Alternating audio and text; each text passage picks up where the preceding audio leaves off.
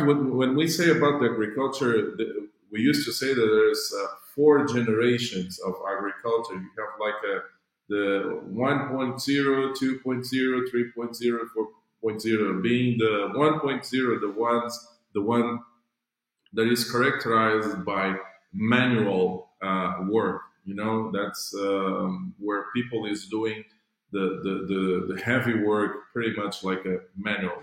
Capia. Well, basically, Capia was our attempt to be part of this innovation endeavor.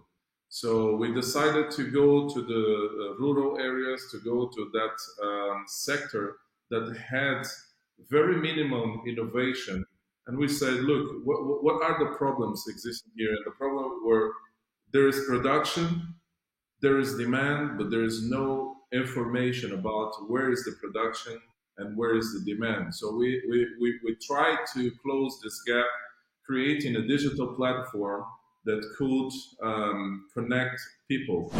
And as we speak about the roads, we need to make sure that we also have the digital roads, the digital and the communication roads, which are like the telecom infrastructure available, because you can reduce poverty in one region just with data coverage, or even if it's not the data coverage.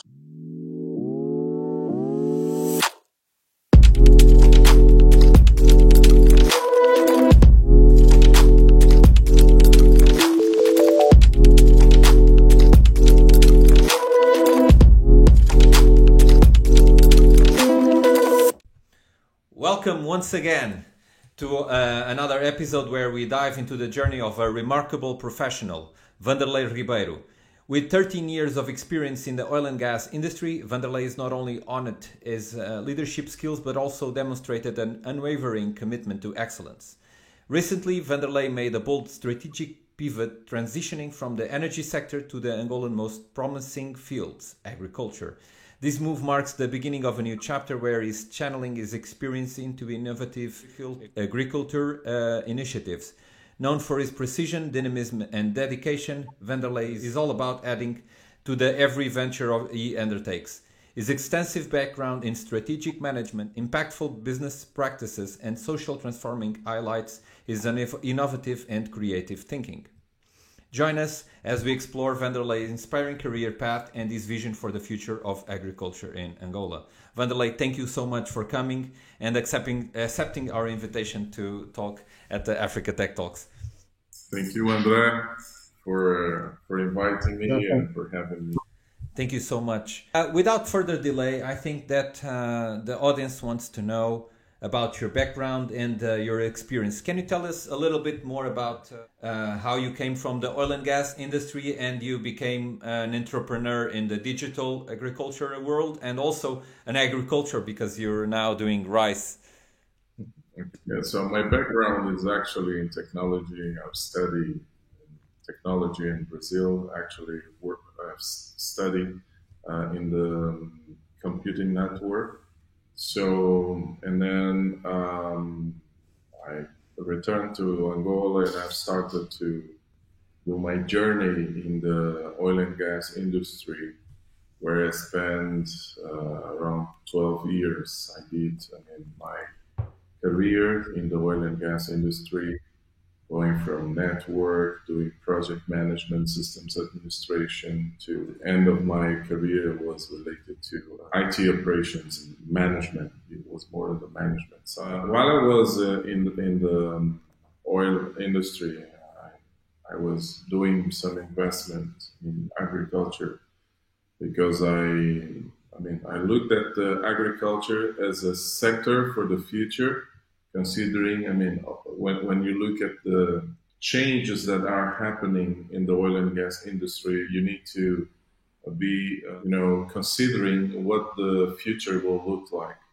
So, and the agriculture was there for me. Agriculture was one of the options that I considered that I could be more impactful, give more social support, and at the end of the day, be more impactful. So, and this is why I've jumped. And because I needed to be living to have the skin in the game, to understand the challenges, the constraints in the agriculture, so I could decide how to position myself. Because it's not just putting money in, because I've learned putting money that I was just wasting my money. I had no return. And then I've decided to do a full immersion to really understand what was going on. And it was a bold move, but a bold learning process as well. So you started one of the biggest projects in Angola in terms of oil and gas. You, as far as we know, you started in the field in the first moment. As far as I remember, you told us that you were cleaning the snakes and the frogs from the field. So from then on, you learned a lot. I'm sure it was one of the biggest projects in the country, and you noticed that if you wanted to invest in something like agriculture, you needed to, as Nassim Taleb says, you have to have skin in the game. So you couldn't be without knowing and having invested yourself in the field. So you decided to do the shift and become an entrepreneur in the area. Very well. It goes back to the snakes. I've started with the snakes, and I just got back to the snakes. We go to the rural area. I mean, what you see in most of the caves are the snakes. So it's just about snakes at the end of the day. Okay, so You so Vanderlei, you have a technical background. So let me take you to a technological question. So one of the first questions, let's do it like a technological question. How do you see or do you perceive the technological advancements in recent years? How they have changed the landscape of agriculture in general terms, and also specifically in Angola? I'm sure that many technologies and advancements are not into practice in most countries, right? Namely Angola. But what was your perception on those kind of technologies that are being deployed? And secondly, what was the motivation for you and your team to start the Kepia project, which is a very specific type of a company, data related, right? What was it, the motivation? Okay, so when we look at the landscape, agricultural landscape, um, well, you need to make it in the context of the agriculture worldwide, where you have some good references like the United States. You have even the Brazil and South America as a very good reference, and then you come to Africa and you have like Egypt, South Africa. You have many references, right?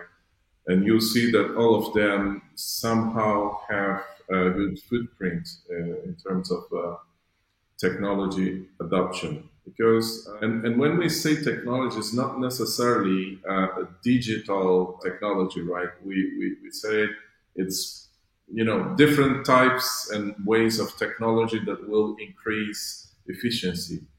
In Angola, we still have a very small commercial farm community, if we can put like that. Our experience tells us that we are not more than 100 in terms of big players, high performers, and I'm shooting high when I say 100 because the numbers are on the 30s, 40s, most likely. Although the official reports they say that we're close to 5,000 or 6,000. But the thing is, what characterizes agriculture in Angola is mostly smallholder farmers, so small farmers, right? And when you look at the way they are producing, it's a very traditional ways of doing agriculture.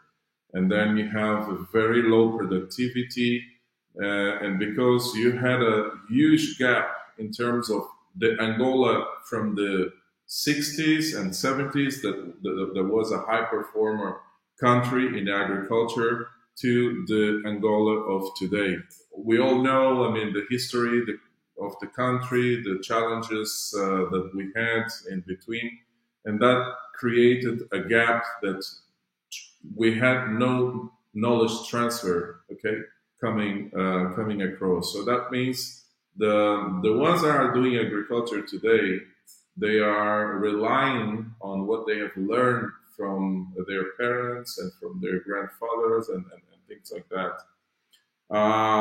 There's no much innovation in that. You have some innovation coming in through programs and projects that are financed by like a World Bank, government initiatives, and that's where you have some attempts to implement innovation.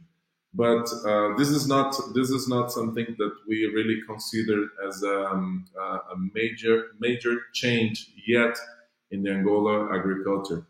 In fact, when we say about the agriculture, we used to say that there's 4 generations of agriculture. You have like the 1.0, 2.0, 3.0, 4.0, being the 1.0, the one that is characterized by manual work. You know, that's where people is doing the heavy work pretty much like a manual. And when you look at the official data, it says that around 60% of our agriculture nowadays is still manual. And then you have some of those that is performed by animal. And in fact, mechanized agriculture represents around 5 to 6% only. So if you look at those indicators, official indicators, and you look at the roadmap of the technology adoption and evolution of agriculture, you realize that Angola is on agriculture 1.0, which is pretty much the manual. Well, then you have the 2.0, that is where you started to have the mechanized service, the tractors, you know, and then the 3.0 with some technology, additional technology like the use of satellites being adopted, and also precision agriculture happening during that period as well, and 4.0 where you have the Internet of Things, machine learning, big data, and all of that. Okay, you look at all of that and you try to understand why is Angola back to 1.0. Yeah, I mean the reason is because we don't have the players in Angola that are really doing this push to put us in the upfront in terms of technology adoption. And then you said about CAPIA. Well, basically, CAPIA was our attempt to be part of this innovation endeavor. So we decided to go to the rural areas, to go to that sector that had very minimum innovation. And we said, look, what are the problems existing here? And the problem were there is production, there is demand, but there is no information about where is the production and where is the demand. So we tried to close this gap, creating a digital platform that could connect people. And when we went to the ground, we realized that the problem was much bigger than just connecting people. It was a learning process of the people on the ground that they needed to really understand what we are trying to do. Technology adoption in terms of using mobile phone, either if it's feature phone or if it's a smartphone. So it's a work that needs to be done that goes back to the roots, right? So we needed to start from the seed, creating first the structure and the roots before we could see the plants and the flowers coming in. So CAPIA had to change pretty much like a completely its concept from a digital-oriented solution to a more social and rural solution. So we decided to create small rural shops that we can be closer to the rural to the farmers and teach them and learn from them, especially so we can offer them a more design solution instead of just coming and thinking that we can implement some sort of technology. Yeah, so this is my perception of the technology landscape. Okay, so in this case, Kepia, as you said, as you put it, started as this idea of a more digital-oriented solution. I think I remember consuming some of freely available data that Kepia had at the time.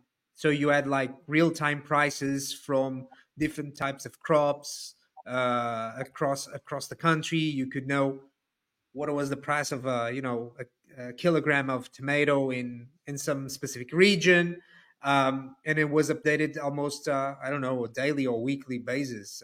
It was I can imagine it was a tremendous effort to get all that data compiled, but you also added that you changed that concept or vision to a more physical presence, like brick and mortar presence, where you could, get the real perception of the real needs that those small farmers had.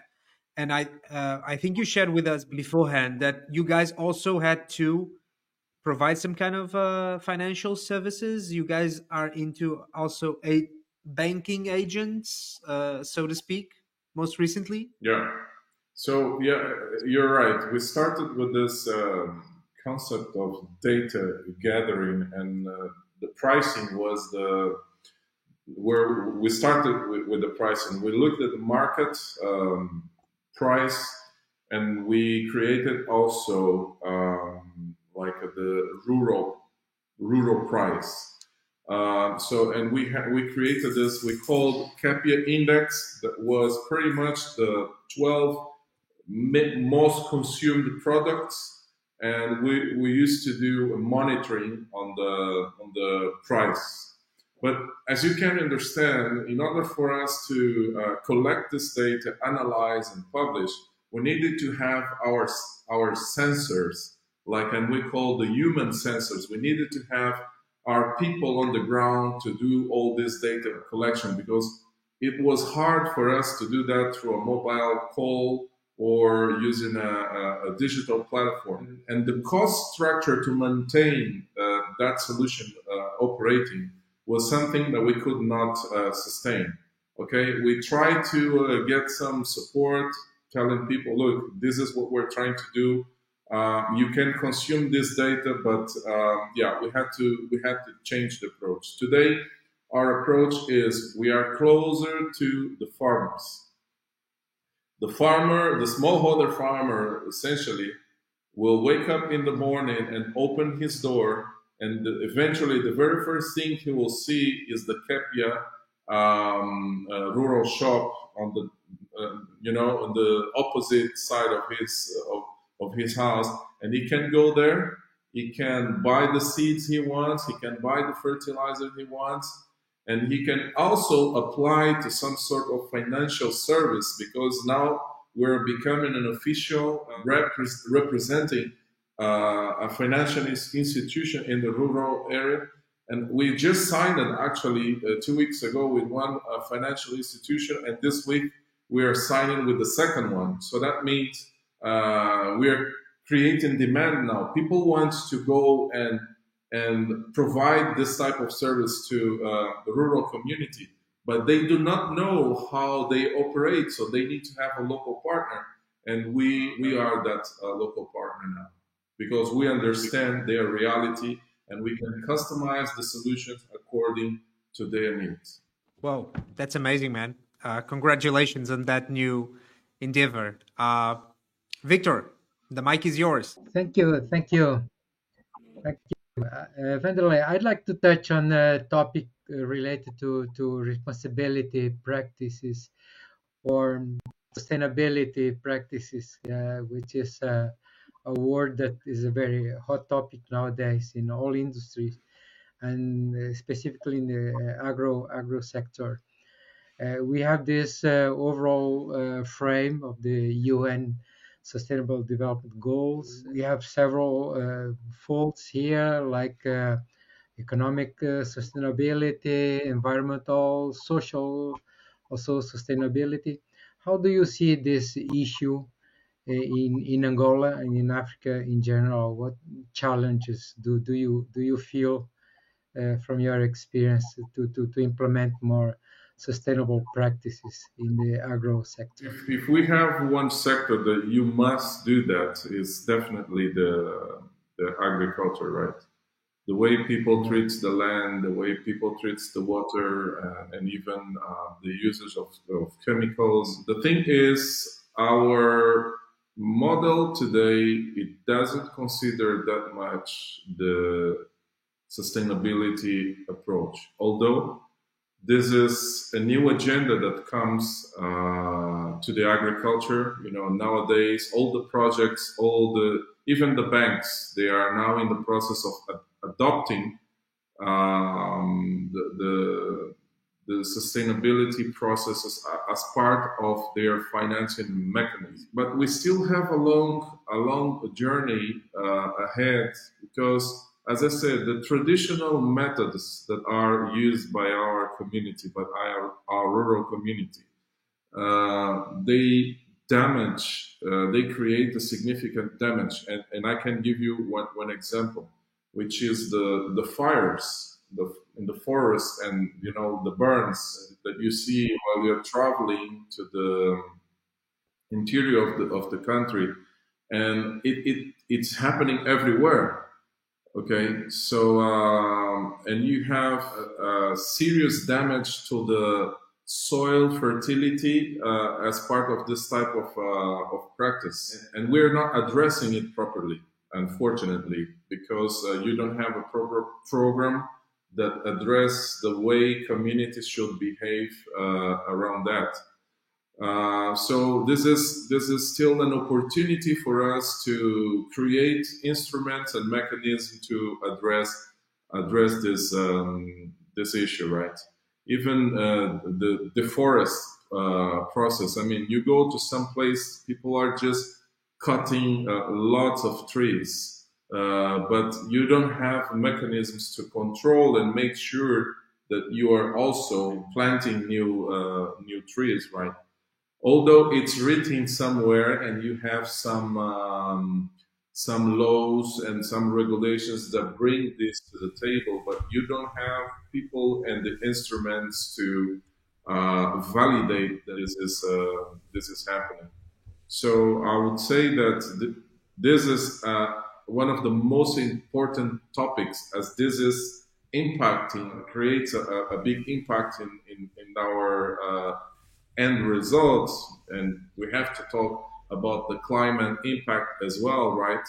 When we look at the 2 or 3 years in agriculture, our results were not consistent. And why not? Because in 2020, if I'm not mistaken, we had one of the worst droughts over the past 40 years. And then over the last 2 or 3 years, you had at least 2 major floods in some regions coming from very unpredicted rainfall. So yeah, I mean, it comes to the point that we need to make sure that this topic comes to our agenda. One thing that I know, especially that the government is pushing and is trying to implement, is that smallholder farmers, they start to have more irrigation system, because with irrigation systems installed, even if it's just small kits, you don't depend that much in the rain-fed agriculture, right? Which calls in our reality a huge risk. I was visiting Zambia around 4 months ago, and talking to many farmers there, I just realized that most of the farmers in Zambia, they do not do rain-fed agriculture. They use irrigation systems, if it's a central pivot or any type of, but the thing is, their productivity is not compromised and they know exactly the timings that they need to work in order to get the results that they're expecting. So climate impact and the climate change impact is not influencing them that much as it is influencing and causing negative impact to us. What about the impact on the social side of of the people living from agriculture, in order to have also a more sustainable way of life, to retain people on the field, and to give conditions to improve their way of life and their wealth. What challenges do we have that there? Well, on the social aspects, when you look at the reality, the thing is you have the rural exodus, right? Which is a great phenomenon that we have and we cannot hide. People, they are not willing to stay in the rural areas because what they say is that in the agriculture, you wait too much to earn something that cannot sustain your way of living. So what people are trying to do is they're trying to find an activity that can guarantee to them everyday meal on their plate. So they need to earn something today to make sure that they can eat today. And what we see in the social aspects of agriculture is that people they are losing this. And yeah, it goes back to your productivity and your model of production. Because if you are doing like a monocrop, you are just producing one type of crop, and your productivity is low. What happened is that you end up in this poverty cycle because productivity is low, your savings are low, your capacity to invest is low. If your capacity to invest is low, your productivity will be low again, and your economic condition will be poor. So you end up in that circle, right? And the way you can eventually break that is bringing knowledge to people. If you bring knowledge and you bring the right resources, you bring financial services, you bring like a mechanization services where people can, instead of producing just like a of an hectare, they can do 2 or 3 hectares because they have a tractor available, not their own, but it's a rented tractor, like you have in some African countries, like the startup Hello Tractor. We have tried to bring Hello Tractor to Angola, for instance, and they say, look, you don't have yet the ways why you don't have tractor available, and you don't have the concept and the model that people will subscribe and will have a digital platform, and they will go to the neighborhood to do the service and get paid for. You have this in a more traditional method, not necessarily with a level of technology. And the thing is, our understanding is that this is causing an influence, a negative influence in the social environment, the way people see the rural. You have this misconception that the rural is poor. Poverty equals to rural. You cannot relate that being in the rural area is wealthy, and that you can correlate that with prosperity. And you can see that happening in other regions, in other countries, in other sectors, in some cases. And what changes here is people know how to exploit and take the benefits of the rural. The land, excuse me, the land is there, the water is there, climate is there, and condition is there. But if the knowledge is not there, then you cannot take advantage of what you have. Right, right. That is essential to build that basics for the proper way of living and wealth creation, and to retain people there. Yeah. I will hand over to Andre, who will touch back the issue of the climate change that you already mentioned before. Thank you, Victor. Thank you. Vanderlei, well, you mentioned climate as being one of the vectors that is most important in this agriculture world. Climate change has been one of the most talked about topic in the last years. It's kind of a hot topic in every forum we face. You mentioned social responsibility, ESGs, and all the other UN conventions that are around the development. But climate change is definitely one of the hottest topics in the moment. You are not only you're an agriculture, true, but you're more than that. You're also the president of Agriculture Association in Angola, and you've been producing content, and you've been talking about a lot of topics in this area.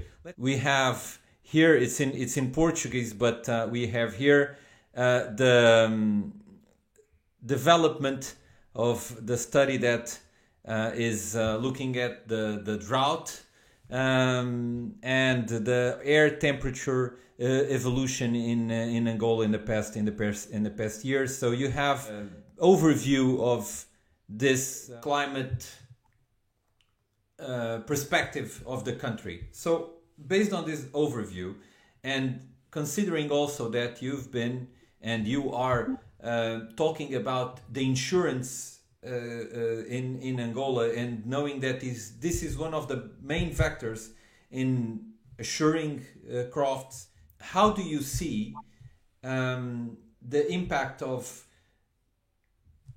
climate and preventing this kind of phenomena in agriculture in Angola? One of the things we need to create is awareness, and this is the reason why we created this newsletter. And one of the frequent topics that we have is we partnered with the Angola Authority of the Weather, and they have their dedicated space on our newsletter. So we want to make sure that if you're playing agriculture, you need to look at the weather data and you need to understand what's going on. So, and they have this information about the floods, precipitation, also drought, right?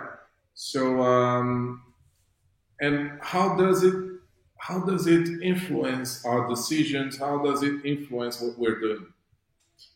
You have many cases of people doing investment in agriculture, and they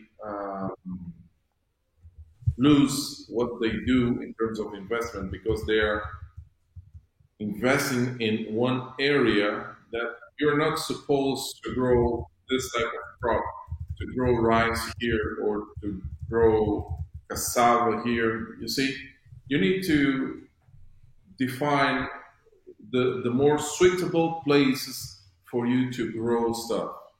Of course, this is under the responsibility of the government. And what we've been talking, and we know that this is going on, is to create a mapping process that of all the provinces that says which are the provinces and the regions. It's like ecological mapping zone or zoning, if we can put it like that. And it tells you that this region, you have, precipitation every year of this amount of water, you have this temperature, the soil has this characteristics. Once you combine all those elements, you start to have in your zones with recommendation for crops. You have regions that there's recommendation to grow rice. Then there are another regions with recommendation to grow maize. And the insurance companies, they are eager and willing to have access to this data, because what happened in some countries is that insurance is directly tied to that information. That means if you want to grow rice in one region that is not suitable to grow rice, you'll not have the coverage of the insurance company, or you'll have to pay a complete different price from the ones that your competitors or your players are doing in the proper area, right? So see, this is a combined effort that farmers will need to provide this type of data based on their experience and what they're doing. And you also have the people working with soil testing, which is the geological, like in Angola we have IGEO, which is the geology institute that provides all this information about the soil and things like that. And then you have the INAMED that provides information about the weather. When you combine those efforts with the information that agriculture has, you started to create those zones and you direct people to produce what is more suitable for. This is one of the main reasons why we're publishing this information on newsletter is really to make sure that we can help people to get rid of the additional risks caused by climate change. Otherwise, you go to create a particular product in a region that you don't have enough rain, and you'll just mess up with your investment. Yeah, that's basically what we're trying to do here. So not only not being dependent on the rainfall or on the heat, like you said, building dams and building irrigation systems so that people can have a better production, but also knowing how the climate works will help the production to increase, but also help the industry and especially the insurance industry to give better coverage, and by giving better coverage, protecting the farmers, and this way maintaining low prices of the crops, and this way also increasing the sustainability of the industry. Because today the operation is very risky, even for the insurance companies. They are not willing to risk that much, right? So they prefer to set back and say, let's see how these guys will organize things first, so we can jump in. Otherwise, they'll have to pay lots of recovery Premium. Yeah. that people place due to the risks. Actually, the not the premium, but whenever you're talking about worldwide risk analysis, you always go. The first thing that you have to do is go search what the insurance companies are doing all around the world. So that's very important to understand whenever you're doing this kind of analysis of risk. Ivo, I think that you have a question of How do you know this? on the role How of do you know robotics this? and technology. I think we programmed this. So, I think we programmed Vanderlei, this. let me get back to once again technology, and in this particular question, I want to address the usage of robotics which are being integrated in various agricultural processes, like autonomous tractors and harvesters, drones for crop monitoring, and even spraying, pesticides and so on. You have robotic irrigation systems, robotic pest and disease detection, many, many, many things, right? At the same time, in Angola, in 2022, the employment figures in the agriculture sector as a share of total employment were around 56% of all the employment. So a lot of people are employed in this sector, right? And from those 56% in agriculture, an estimated 80% of farmers are smallholder farmers. So normally when we bring in technology, we expect efficiency and proficiency, but normally we also reduce the number of people needed to do the same things. I would say this is a challenge, right? Specifically in Angola. How would you cope? How do you see this being integrated?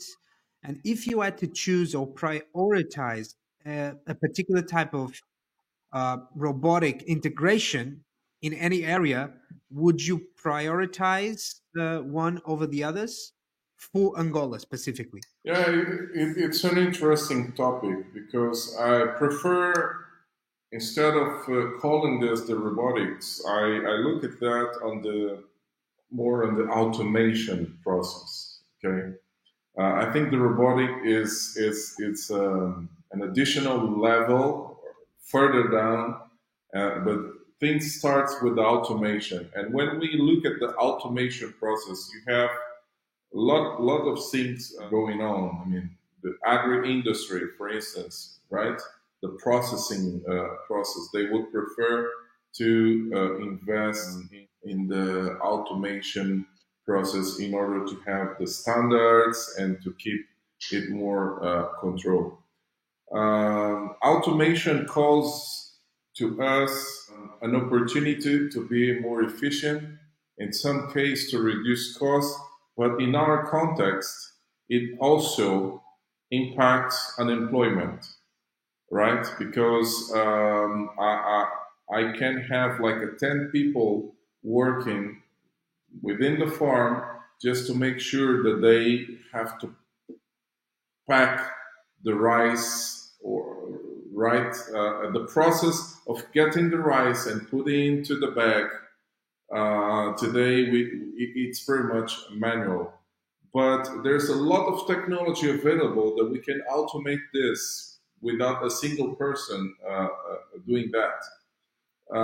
So we as a farmers, a commercial farmers, there's a lot of decisions that we have to do nowadays that it goes against our efficiency, because we need to balance efficiency with the impact that we cause. We cannot be in one region and not create enough employment. I mean, this is our context, right? We need to live with that until we're able to find a different solution.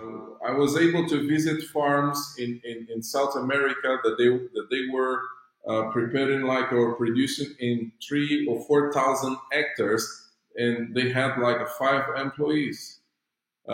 Here in Angola, you can do the same as long as you have the proper equipment.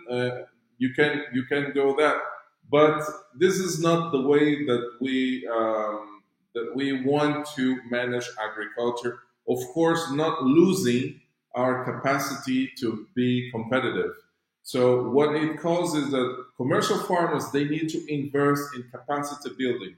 We need to influence people that are coming to work to us that they need to do their work properly. In terms of more in-depth adoption of technology, what I would say is the drones, for example. Yeah, it saves us a lot of time, right? Because the work that I need to do today, to do spraying, usually what people does is that you have to go with a machine and do a general spraying in all your plants. But if you have a particular disease, you can just put your drone up and you do like 1 hour flight process, and you'll be able to identify the regions where your coloring code is not standardized, and the system, your algorithm will tell you that you have a problem on that region, and you can send your drone with your spraying the medicine, if you can put like that, to go and do the treatment. To do the treatment, it's a more specific and also data oriented, because the data tells him that this is the region and those are the plants where you have the problem. This brings us efficiency. So yeah, I would say we need to find the balance. We adopt some technology that brings us more efficient, but we make sure that we have to manage properly the process of employment. Tractor, of course, we have some high technology and very very techie base, if you can put like that, harvesters as well. And we have to use that. But we do a proper combining process. We having people around to support the operations. From the major farmers in Angola, I mean the 20, 30 major farmers, all of them, the ones that I know, they are all using, I mean, at least the harvesters with high technology adoption, they are using very good tractors with precision agriculture to make sure that you do it more precisely in order to gain efficiency. And you start to have now some companies providing services with drone as well. Interesting. So you always have to keep him. So the one of the challenges, at least for the commercial farmers, you said is okay, employing technology, of course, gains of efficiency, productivity, but the employment thing is also a major factor to consider in this type of, at least in the big operations. That's very interesting. Victor, the mic is yours again. About startups and agri-tech. Yeah, startups in this area are booming, like in other industries. Although in Africa we have some disparity, we have like 4 countries that managed to raise 90% or more of the funds for startup development in Africa.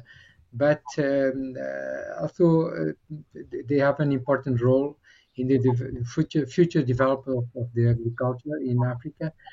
And I'd like to ask you, how do you see that also in Angola, the emergence of agri-techs? Yeah, it's a sector that we need to look at because there's very minimum understanding on the impact that agri-techs can play to the sector. And I can give you an example. You have big companies, big farms doing lots of things, but one of the companies that is doing exports of food very frequent, it's a startup that was created by a lady. I think it was like 4 years ago. So their model was designed for a particular purpose of addressing an international demand, which is get some type of products locally to export. We are in one economy where where the government, and we need to export. We need to increase our capacity to export. The big players, some of them are not able to export, but there is a small startup that eventually employs like less than 10 people, and they are doing that. It all goes back to the model. What are the model that you are running in? And we all know that startups is all about the business model. It's risky, but if it goes well and if it fits the market, you'll find your way of doing it properly, right? Um, I've seen during this journey of investing in agriculture, I've seen dozens of agri-tech startups coming up and dying.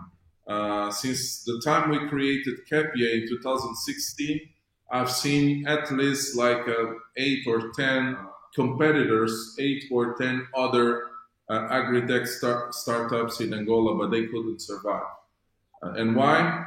Yeah, this is our reality. This is the environment. The opportunity is there, the demand is there, but if you don't have the ways, if you don't have the resources to keep yourself running while you learn about the process, you won't last that much. So this is what I've learned.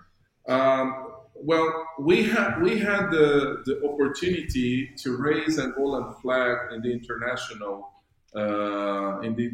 mark of agri-tech startups. We have participated in the Ninja Ninja Cup, which is a competition among African startups. I think it's more than 5,000 African startups, and Capia was one of the 50 selected as a role models and a reference. And we also participated in Go Get Us. Go Get Us is probably the major African agri-tech, competition. And Capia participated, I think it was in 2022, and we were among the 10 finalists. We went to Rwanda for the final pitch as part of the ones that reached to the end. So this was our effort to put Angolan flag in this sector. But even like that, the supports didn't come. The supports were difficult to get here. So you need to do your own way. It's not because you're carrying a flag that you have all the supports to keep doing the work you're doing. And this is not a complaint. I mean, this is life. This is our reality, and we have to learn how to live like that, right? So what we did was creating the more appropriate strategy. We were able to resist to all these problems of our business environment, and we're still here. We're doing what we consider that an agri-tech startup must be doing, which is creating social and economic impact in the region, in the area where you're sitting in. Of course, we're now just in one region, and we are doing the model that we expect to replicate to other places in Angola. Right. Well, that has been great for Capia. Yeah. This has called attention already of international investors that wanted to understand a bit more about the reality. So it means that startups are also a way of attracting foreign investment, like external investment. Of course, as you know, we have this effort, especially from the government, to attract investment. If you influence or if you support startups, that's one of the ways to attract investors, because they want to invest on things that will get scale, that will scale up and will replicate. And this is the type of business that startup investors, they want. The venture capitals. That's an interesting point that you are making. Yeah. And from your knowledge in those international contests, what concepts of agri-techs have impressed you the most? Some examples that you can share. Yeah, I have some models that I like. The first one is as I mentioned, the Hello Tractor concept, because to our reality, where more than 60% of our agriculture is done manually, I understand that this will play a significant role. You can have tractors available, people may call it anytime, and they will do the work, especially if they have some sort of technology embedded that can map the areas where the plot of land that they are preparing. You just start to creating some sort of new layer of data about your mechanization service, right? And this is one model that I like very much. The other model is financial inclusion, of course. Financial inclusion, which is in our context, again, when you see the official data that came from the agriculture, livestock, and fishery national inquiry that was performed by the government, I think it was like a couple of years ago, only 1% of the rural area has some sort of financial service in the rural area. So that means people do not have the ways and means to have access to to any type of support or financial assistance or service.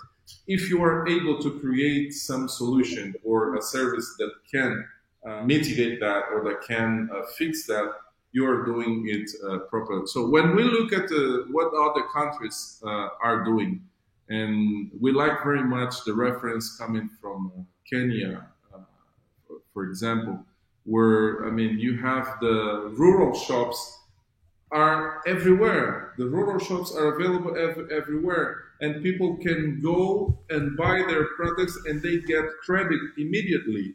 The loan to buy your agriculture inputs, you can get them immediately. So this is a way to boost agriculture, and you can get also technical assistance. So if you influence the adoption of mobile phones, even if it's feature phones, you can have at least technical assistance over the phone, which is another model that we like as well. I mean, if I'm having any sort of a disease on my crop, I can pick up the phone, take a couple of pictures, and then I receive in a couple of hours some tips on the things I have to do to fix that, or I can just do a call, and according to the characteristics I provide, there is a voice in the other side that tells me a couple of options that I can follow, especially if it comes with my local language. It doesn't create barriers, right? If we can get something like that adopted in Kimbundu or Umbundu, which are some of our principal traditional language, that will break this technology barrier that sometimes we consider that it exists. Yeah, so interesting those examples. Yeah. Thank you, Vanderlei. I'm handing over now to Andre for our last question. Thank you, Victor. Yes, indeed, we are approaching the end of the episode today. We've delved into a lot of amazing topics. I think that I've learned a lot about agriculture and how it's developing, and it's developing in Angola, the way that you need to close the gap in what you need to do before you grow into technology and make technology available. So you are trying to close that gap. You're also addressing the issue that you just mentioned, that you need to include financially the population, so that people can also feel and really be financially included, so that they can have access to loans, so that they can have access to receive and pay for their everything that they use in their crops. But also you mentioned that efficiency is going to be one of the challenges when you have to close the gap in terms of social cohesion in this area. So you have a lot of issues to address in the next years, but I would like to understand where do you think that agriculture is going in the next years in Angola, in Africa, and how are the new techs and the agri-techs closing this gap, and what do you think that is going to change the game, or do you think there is going to be a game changer in the next years? Yeah, so one of the baselines to boost agriculture in Angola is definitely the roads. You need to have the roads to access the place where the production is, right? If we have to put a couple of aspects here, we'll say, okay, you need to put the roads and make sure that we can get to the place where the product is.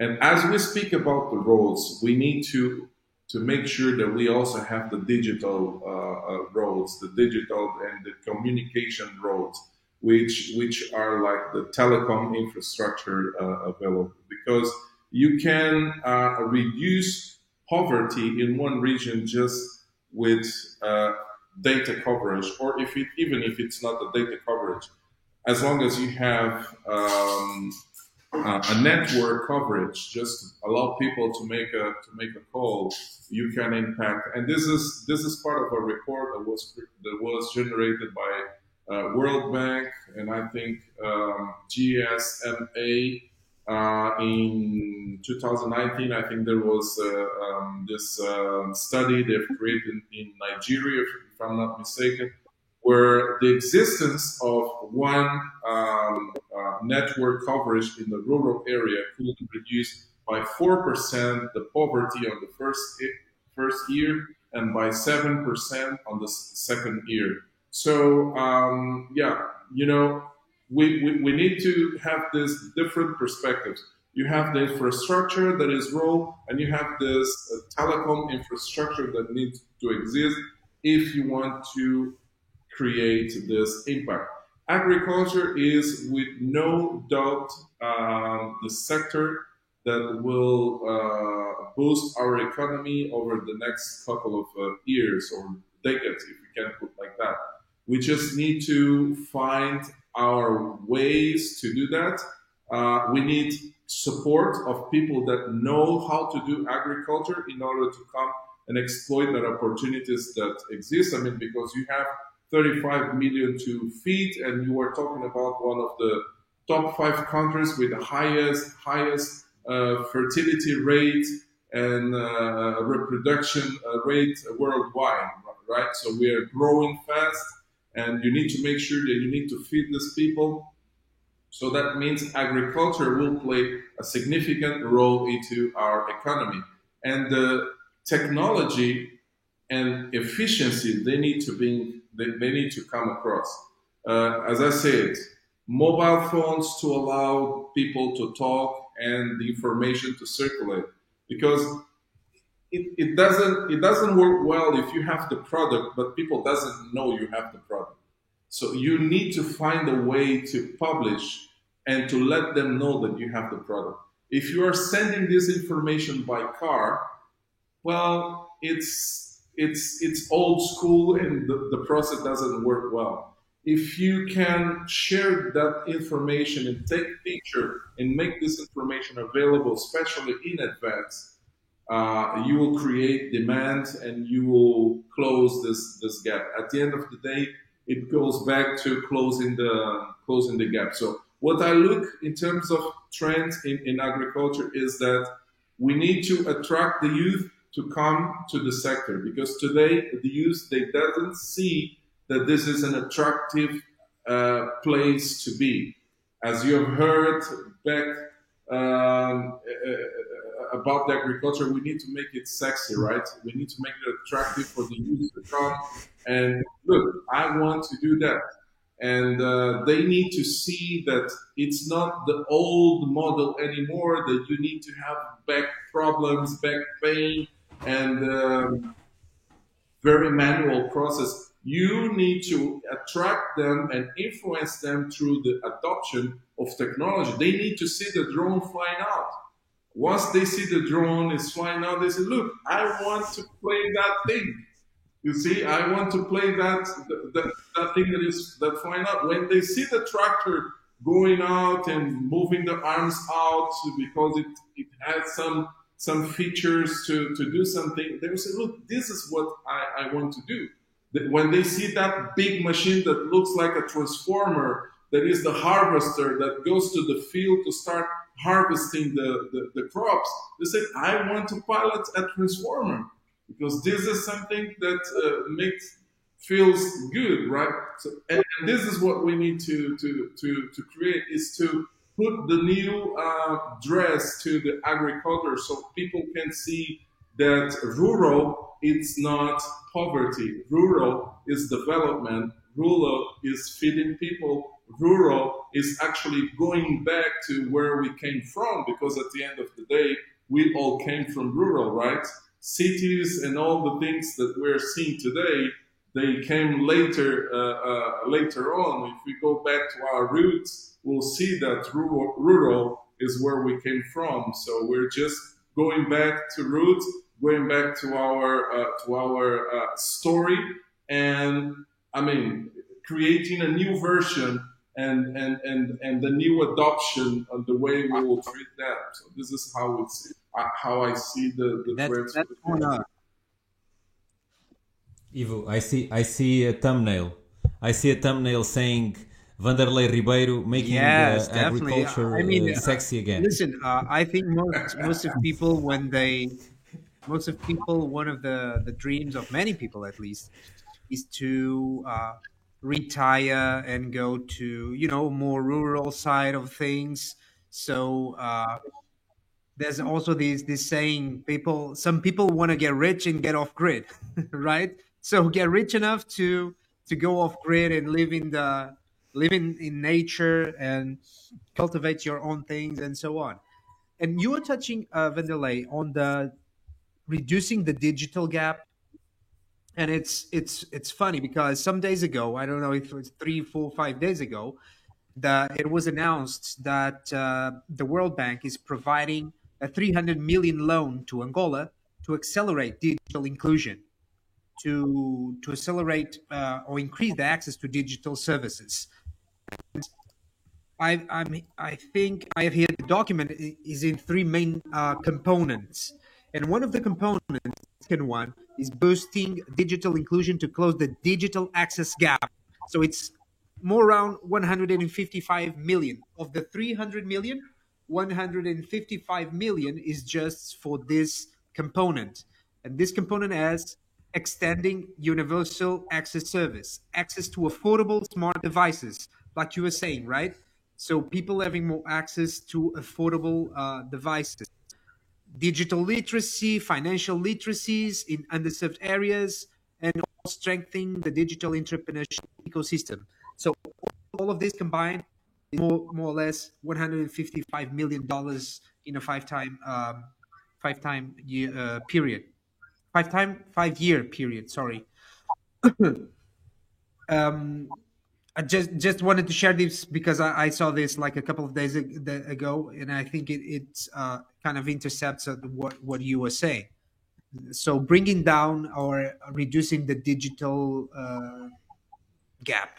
The gap. Yeah, it goes back to the gap. If you want to resume what we've been talking here, it's all about the gap. There is a gap between what we produce and the demand. There is a gap between the rural reality and the urban reality. There is a gap between the productivity that we have there in the rural area. So all we are trying to do, it's either through the association or even through Capia in the startup or through our farms, we're trying to close the gap. We're trying to make sure that food comes from where it is to where it must go with the appropriate timing, with the appropriate price, with appropriate quality. So this is all about just creating the proper connection to make the economy work. Because I mean, we're pretty much looking forward for the impact that agriculture will play into our economy. Good. Indeed. In fact, you're at the spearhead of the